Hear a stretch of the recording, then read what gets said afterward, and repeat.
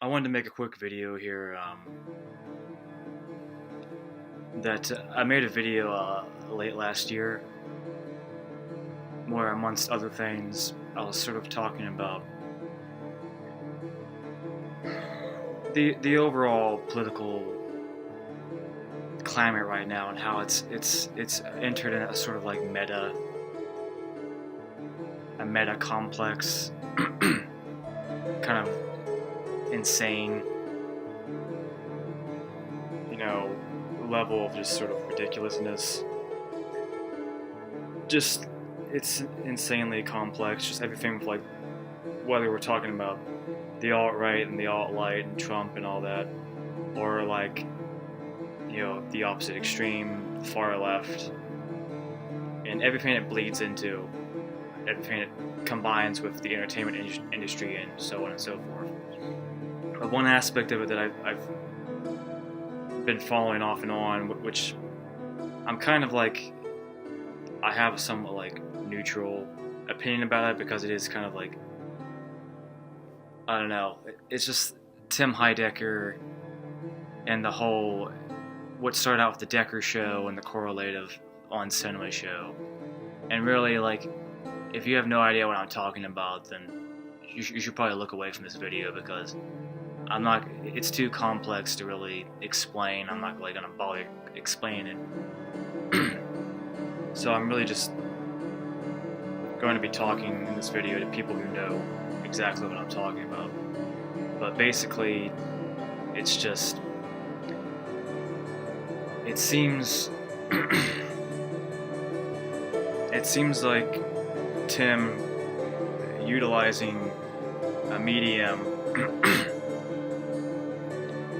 that it is heavily indebted to sort of like surrealism and nihilism to some degree, and sort of absurdism, and using that as a medium to sort of cloak biased political ideologies.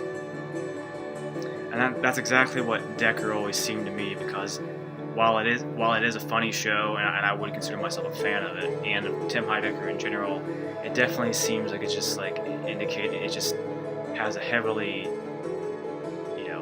far left even, but certainly just like a heavily liberal sort of bias.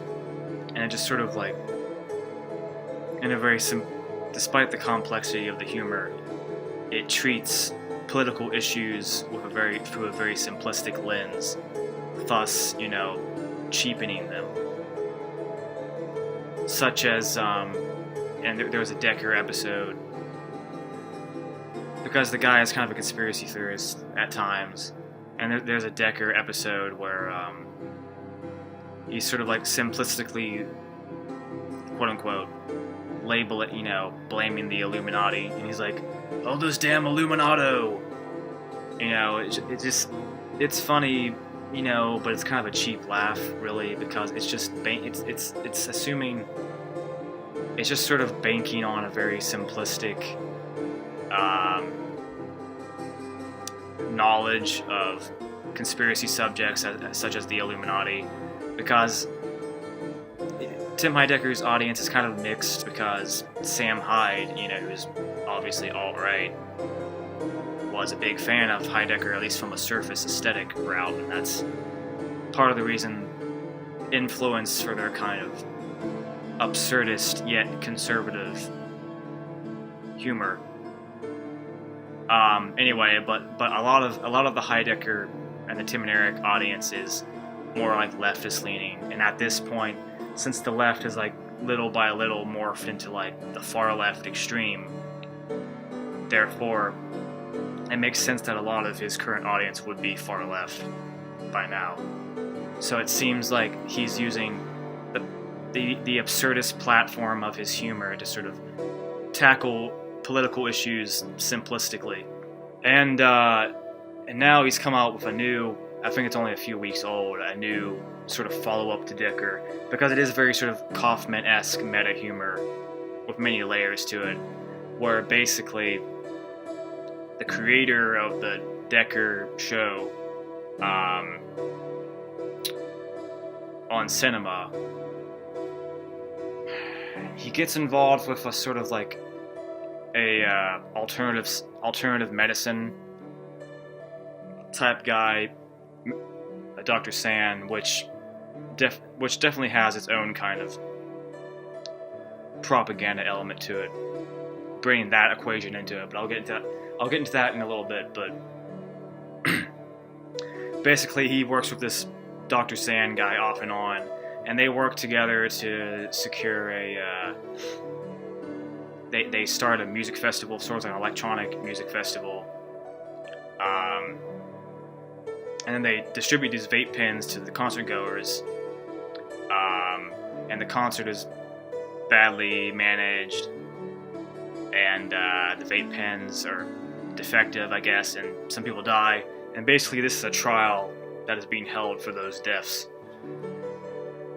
And of course, it being Tim Heidecker, it's very funny and it's very clever and yada yada yada. But it just seems like but even something good can really be bad in a lot of ways if it's being utilized for propaganda purposes. And there's several issues with it that I object to, just like I object to with the Decker show. One of which being that the Dr. Sand character, the alternative medicine character, is frequently ridiculed, time and time again through the jokes, and it definitely seems.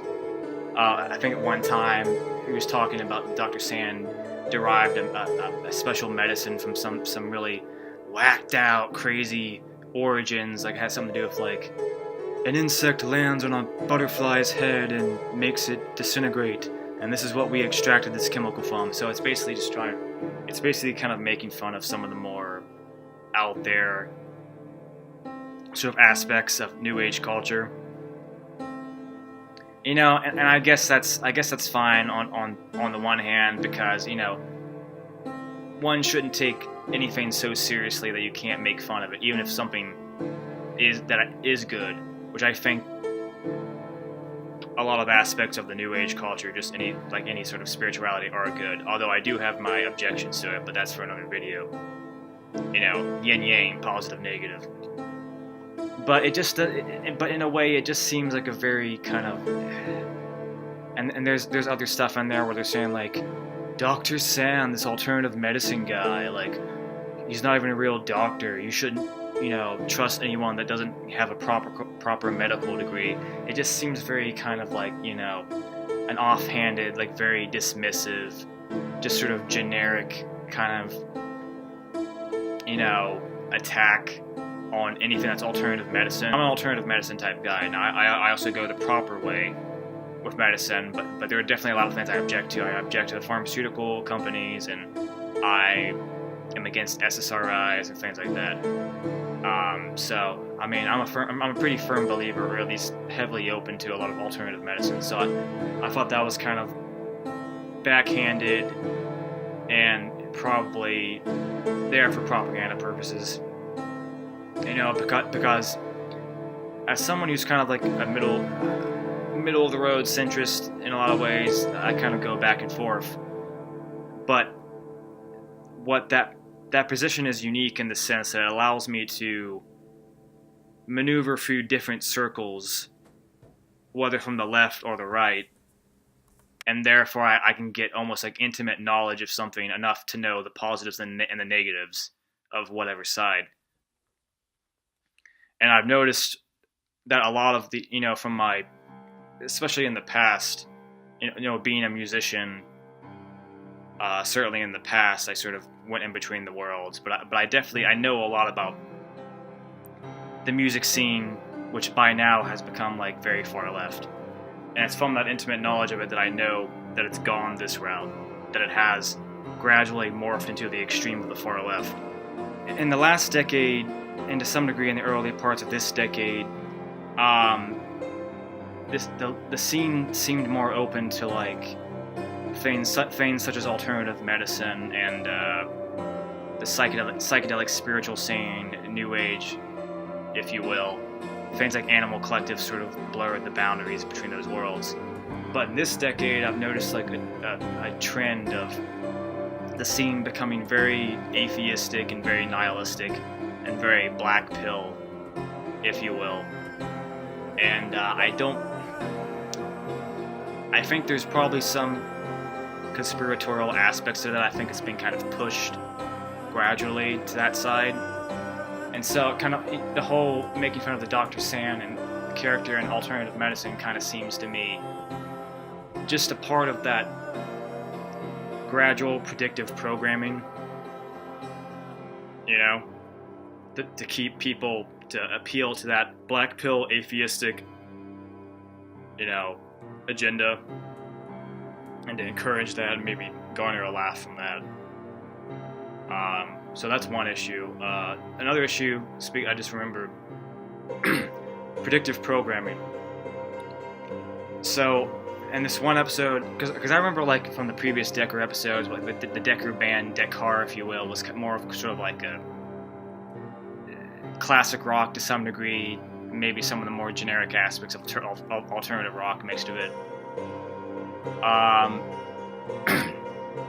But by now, it morphed in these episodes into like a more of an electronic thing, which is very interesting to me. It's kind of almost like a borderline experimental, like electronic thing, and that aspect seems almost like predictive programming to me, because this is really relevant to me personally, because I as someone who's kind of centrist with some conservative leanings, but I'm more or less a libertarian politically.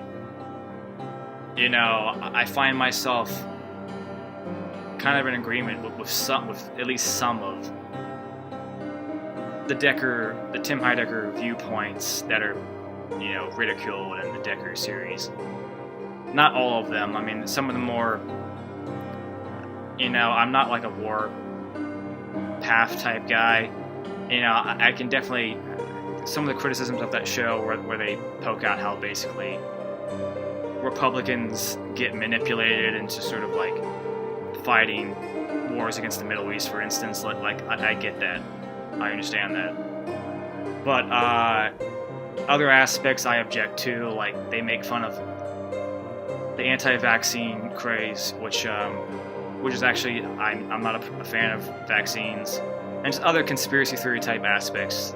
It's the ridiculing of that I object to, because I actually sympathize with a lot of those types of beliefs.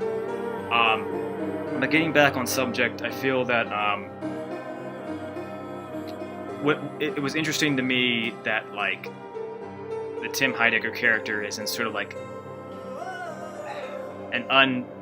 like a politically incorrect, conservative-leaning sort of electronic rock band, which not a whole lot, if any, of those type of, well, there probably are some, at least in some manner or another, acts like that. But honestly, I feel like, to some degree, I would describe what I do personally as in that realm.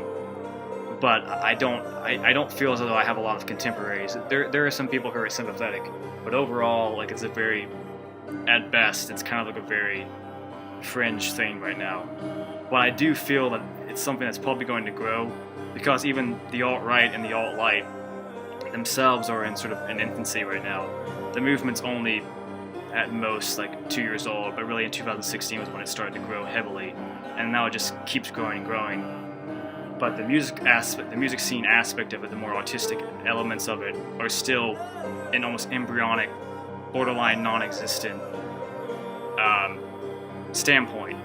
But it's going to be something that continues to grow gradually. It just hasn't happened yet.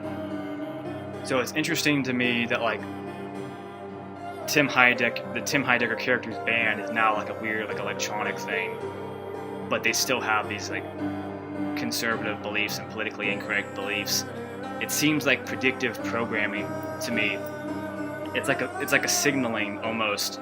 It's like a signaling to sort of the more like far left type viewers of Tim Heidecker's comedy, which I'm sure are a lot at this point for a number of reasons. But it's like a signaling to them, an unconscious signaling to say like it to predict them I mean, not to predict, but to condition them early, an early objection to what will be in the future. So basically, little by little, there will start to be more of these conservative-leaning, electronic, experimental, what the fuck ever type bands. You know, naturally there's going to be objection to it, but it almost seems like this show was like predicting and partly conditioning that objection early, because it'll get into the mind of these viewers subconsciously, like and this is how a lot of predictive programming works. It gets into your mind subconsciously, and then after so long of a time, little by little or longer, you know, it sort of preconditions you and to react towards something in a certain way. Sort of like MK Ultra to some degree. So it definitely seemed like a preconditioning, a reaction to these types of bands. So that's another issue. Okay, another thing that I noticed about this show is that continually throughout this whole series, whether it's Decker, it's On Cinema, or now it's the Trial of Tim Heidecker, the character is constantly being demonized as a villainous character. He does a lot of awful things. He treats his co-workers on his shows like really badly. He abuses them and such. He was abusive towards his son, apparently, who died, and his negligence contributed to like the 20 deaths of these people at his concert, and so on and so forth. So he's continually being demonized as a very villainous character, and just so happens this villainous character has some conservative beliefs against political correctness and some conspiracy stuff and what have you. It seems to me it's an attempt to draw a connection between two or more things that really have nothing to do with each other and are very subjective. Take character A, just a blank slate, anonymous person, and then character A likes carrots. And then all of a sudden, it's found out that a certain breed of carrots you can get on the market right now are infected with poison. So therefore, this guy who likes carrots starts to hate all carrots because one specific brand of them has a poison. So therefore, he centers on this one bad aspect, or this one sort of, maybe let's say that, it's actually a myth. The poison's not real, and it was just something that was created to make you hate carrots. So therefore, you take this one aspect, and then you hate all carrots. It's just drawing connections between two things that don't necessarily have anything to do with each other and are very subjective, because there are, like I said, there are positives and there are negatives to all things, regardless of what side you're on or what kind of person you are, whether you're Republican, liberal, black, white, whatever, it doesn't matter. There are positives and negatives to everything, so it seems kind of an underhanded way to like portray all conservative or libertarian people as like these villainous characters who don't care about anything but themselves. And it seems very underhanded in that way, considering like the complexity of all things and all people. It seems very underhanded and subjective to me to do that, and very propagandish, honestly. It just kind of saddens me that Heidecker has gone down this sort of like this complex meta propaganda type route, because I used to be a really big fan of his, like back in the 2000s. Whether it was Tom Goes to the Mayor or the original Tim the Eric show, or even like even as early close as the Tim and Eric, the $1 billion movie back in like 2011. I feel like even as close as like 2011 was like a very different era, you know, and he didn't really have any kind of political bias or anything. He just sort of like made fun of everything equally and sort of cast it into an equal, you know, bowl of absurdity. But just correlative with like with the insane extremes of political opposition that are going on right now, it seems like he's gone down a more like biased, you know, propaganda sort of route, and it's just really kind of unfortunate. I mean, because I used to be a big fan of his, and I think even Sam Hyde was, for instance. Although Sam Hyde is a little too alt-right for me. I'm more of like an alt-right centrist type guy. But I still like respect like Sam Hyde's humor. You know, I think it's pretty brilliant because it was innovative in the sense that like taking something. In some ways, it seems almost like going back to the early days of Adult Swim, where there wasn't any kind of political agenda. I remember like when like C-Lab 2021 used to make jokes, have characters calling that one character like a slut and stuff like this, and it was like borderline almost like sexist a little bit, but it was just sort of like in good humor, you know what I mean? And that was back in the early 2000s, and now I look like modern Adult Swim would probably never do something like that. Even Adult Swim has become so fucking like far left, it's just like ridiculous.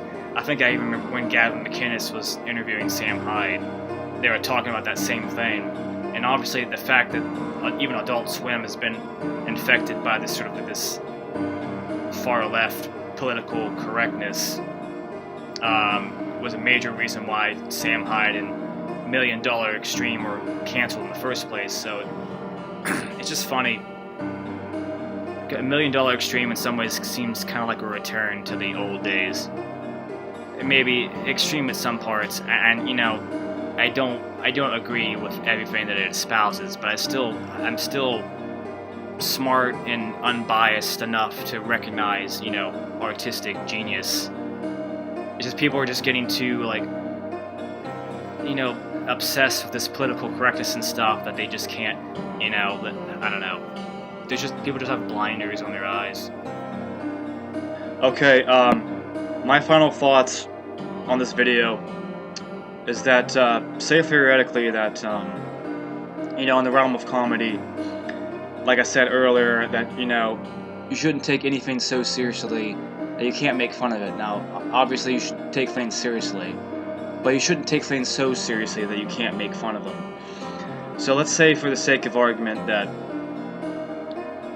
maybe Tim Heidecker isn't biased, and maybe he's just. Say some people might make the argument that like maybe he's not politically biased, and he can make fun of liberals too. But you know, if that's the case, you know, why? There's so many fucking things that he can make fun of. Like he can make fun of the ridiculousness of the extremes of modern day third wave feminism. He can make fun of the modern day extremes of SJWs. He could poke fun. There's so many fucking things you could poke fun at Clinton about. You can make a joke about, you know, how her and her administration are closet satanic pedophiles. You know, there's any number of things that you can make fun of about the far left as well. Make fun of how socialism is bullshit and just leads to tyranny pretty much every time. You know, actually look into, you know, conspiracy theories about the Illuminati and otherwise, and if you do that research enough, you will find that there is mountains of evidence that it's not just some crackpot conspiracy theories. Most of the people saying that stuff is crackpot conspiracy theories don't do the research. Like my sister, for instance, smart person, her and her husband, smart person, smart people. Okay, but you know, but she's a chemistry professor with 2 kids. Okay, she has her hands tied. She doesn't have time to research conspiracy theories with the depth that they deserve, because, you know, the realm of conspiracy theory could be a college major in and of itself. You could research for 4 years, 8 years, and not exhaust the vast resources of conspiracy theory, because essentially it's an alternative history of the world. You know, take your normal history majors, history professors. They go to school for like 10, 12 years to become a professor. You know, and that's how you should treat conspiracy theory. It's like an alternative history of the world. So 4, 8, maybe even 12 years probably wouldn't be enough to like research this shit. And while we're on this subject, speaking of which, a great conspiracy theorist to research, probably one of the best in the business. Honestly, two of them really, and ones that are two of my idols. Jordan Maxwell and Michael Zarian. And Jordan Maxwell, for instance, has been researching conspiracy theories since the 60s, so for about almost 50 years. And Michael Zarian for probably about 20, 30 years. So these are examples of people who have treated the realm of conspiracy theory and esoteric truth knowledge like a lifelong profession, like college professors. They've done actually more research into conspiracy theories than most people who are professors have done in their given major, like psychology or chemistry or otherwise. Because typically it might take about 10, 12 years in college to become a professor of whatever. And these people, Jordan Maxwell, for instance, has been studying for like 40, 50 fucking years, okay? And you want to tell me that all conspiracy theorists are fucking crackpots who don't know what they're talking about? It's just fucking arrogance. Seriously, research Jordan Maxwell, research Michael Zarian. And yet someone like her and many other people like her, God bless her, now she's my sister, but still, she doesn't have the fucking... She's a fucking chemistry professor with 2 kids, you know, juggling a full family life. And she acts like she's some expert on this shit, like she knows beyond a shadow of a doubt that 95% of conspiracies are fucking bunk. It's just bullshit. It's fucking arrogance of the most hideous variety.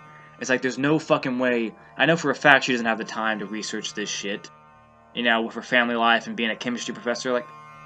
And so many fucking people on the left are like that. It's just ridiculous. So, you know, getting back on topic. So, this is how I know that Tim Heidecker is just biased. And he probably doesn't even do the research. He just, like, pokes fun at conspiracy theories, for instance. Or more like conservative ideologies, libertarian ideologies, with just a very simplistic viewing. Because he's just trying to cater to these far-left idiots who are too narrow-minded to research the other side of the pond, basically, the other side of their ideology. So, that's all I have to say about that. Hi there.